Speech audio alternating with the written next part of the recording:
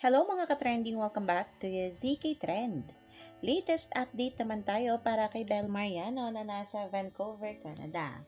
Muli ngang nagkaroon si Bel Mariano ng meet and greet at makikita nga dito na this time kasama nga niya sina Angeline Quinto. At pagkatapos nga ng meet and greet ay pumunta kaagad si Bel Mariano para nga mag-rehearsal.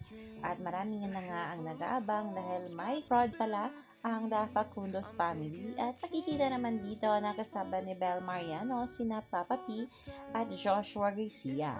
Marami na ang excited para dito. At looking forward na nga ang lahat para sa magiging performance ni Bel kasama ang The Facundos family at syempre ang kanyang solo performance.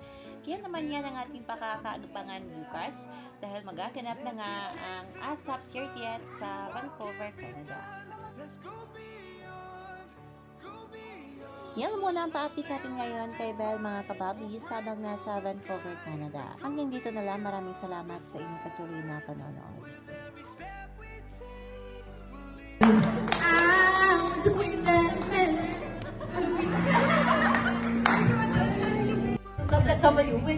Whistler. Yeah, and actually I want to try a lot of food. They were telling me about the smoked salmon.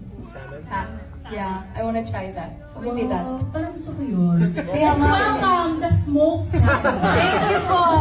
Papatay natin yun. Tama ba yun? Masarap ba yun? I won't forget where I came from. I'll use my past to build my future. Keep moving forward.